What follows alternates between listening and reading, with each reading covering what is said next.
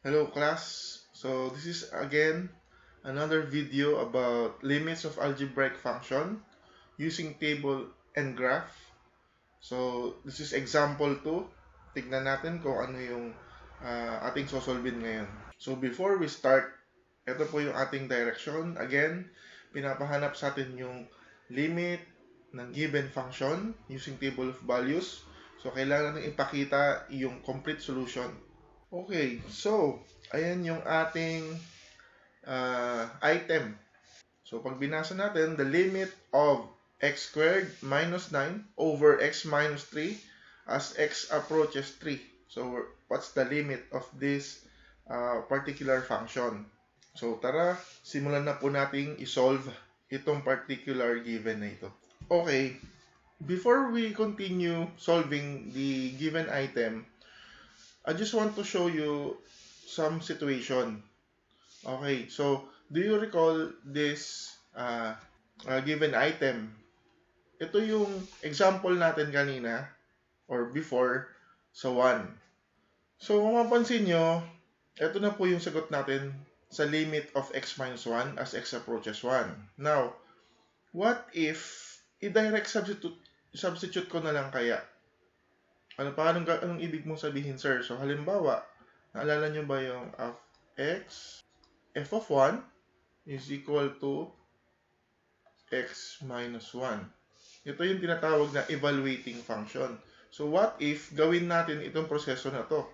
Magkakaroon din kaya sila ng parehong sagot. So, ang gagawin natin, f of 1, isa-substitute lang po natin yung 1 dun sa x and then minus 1.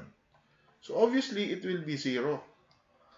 So ano yung ibig sabihin ng nakuha nating answer? Ang ibig sabihin niyan, sir, yung pagkuha pa lang ng limit ay pareho lang nag-direct substitute tayo or evaluating function. Sige, bago natin sagutin yon, solvein muna natin itong susunod na given item para ma-justify natin kung pareho nga ba sila ng proseso. At saka, bakit pa tayo magpapakahirap na mag-solve ng limit using table and graph kung meron naman palang shortcut or madaling paraan tulad nito. Okay, so ito na yung ating new given function. Nung nasa kaliwa nyo ay yung pagkuha ng limit. So meaning, ang gagawin nating solution para makuha yung limit ay yung table of values. Now, before we proceed to that, at para mapatunayan natin kung pareho nga ba ang evaluating function na nandito sa kanan nyo at ang pagsusolve ng limit of a function ay pareho lang ba talaga ng sagot. Tignan natin.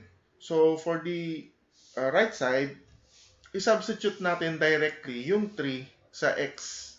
Okay? So, it's equal to 3 squared minus 9 over 3 minus 3.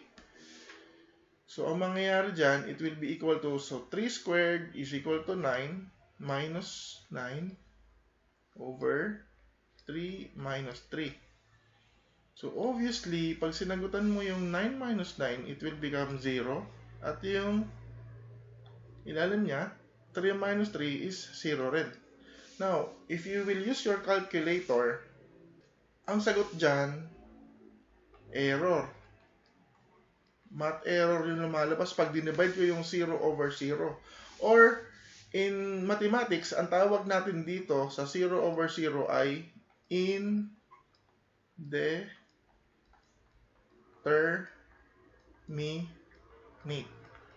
Okay? Ibig sabihin, hindi malaman kung ano yung sagot kasi hindi siya ma-determine.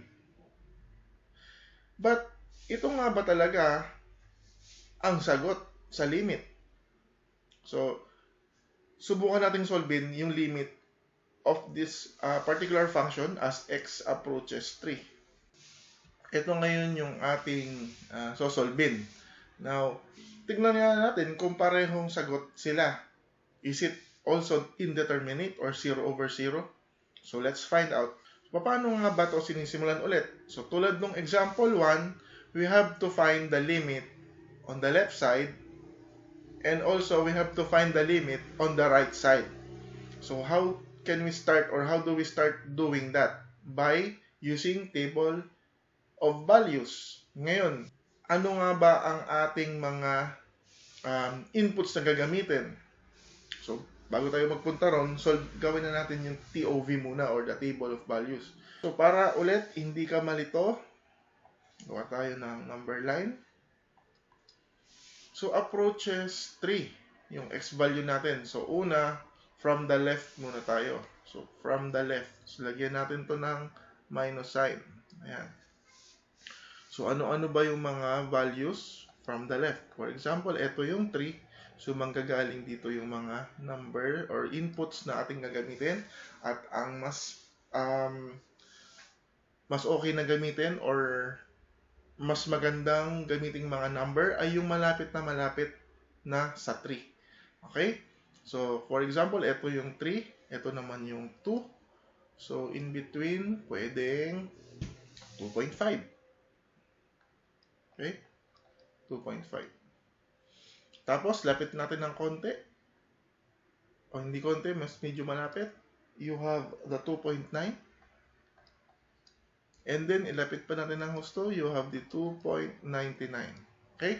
So, itong tatlo ulit yung aking gagamiting mga inputs. 2.5, 2.9, at saka yung 2.99.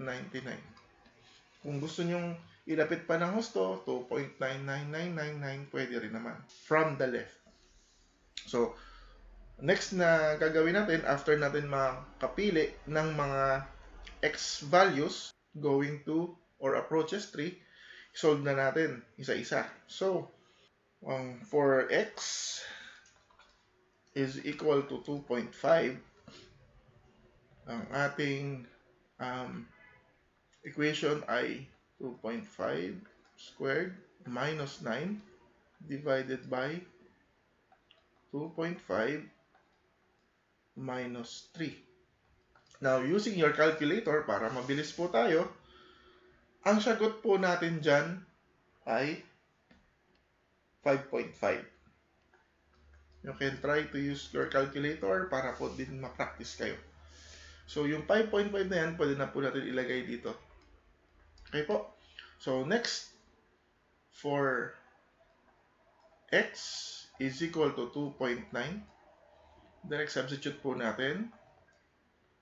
2.9 squared minus 9 over 2.9 minus 3. So again, using your calculator, pwede rin naman pong mano-mano if you like. So ang sagot po natin dyan ay 5.9. 5.9. Okay, so for the last x value, which is x is equal to 2.99,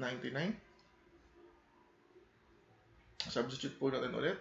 So 2.99 squared minus 9, okay, over 2.99 minus 3. So, ang sagot po natin dyan should be 5.99. Okay, lagay muna natin itong sagot dito, 5.9. And you have 5.99.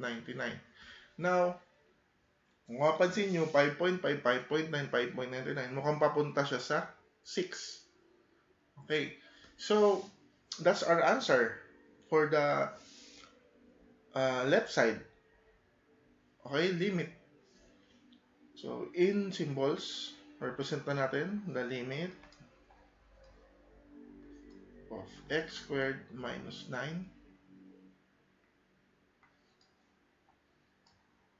over x minus 3 as x approaches 3 from the left. Ang sagot po natin ay 6. Now, hindi pa tayo pwede mag-conclude na yan ang ating sagot, pero definitely meron tayong answer, hindi 0 over 0. So, dyan natin makikita na hindi pareho at all times yung evaluating function or yung direct substitution sa pagkuha ng limit. Magkaiba sila. So, tingnan muna natin yung right side limit. For the right hand limit or the right side limit natin, ito na po yung ating sisimulan. Again, para sa ating guide, yung ating number line. So, for example, ito yung 3. Ito naman yung mga numbers na papuntang 3 from the right. Ano-ano yung mga yan? So, 3, ito naman yung 4, for example.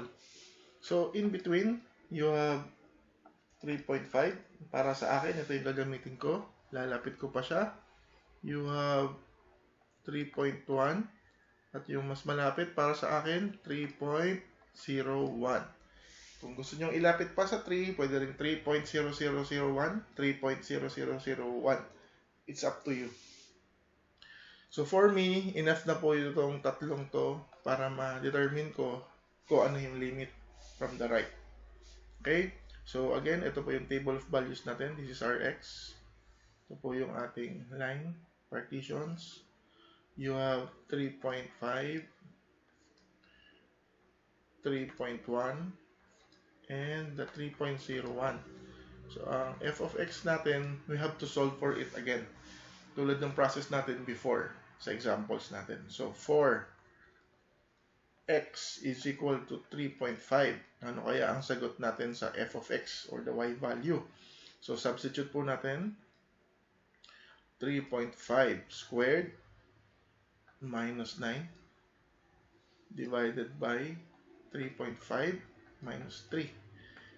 So, using your calculator again para mabilis, ang sagot po natin dyan will be 6.5. And then, lagay po natin dito. Another input for x is equal to 3.1. Ano yung answer kaya?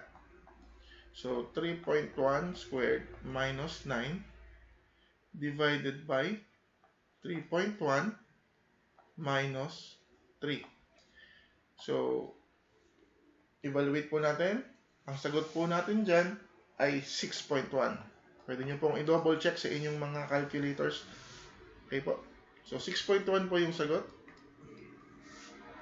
And then, for the last input natin, for x is equal to 3.01, substitute po natin sa ating given function, 3.01 squared.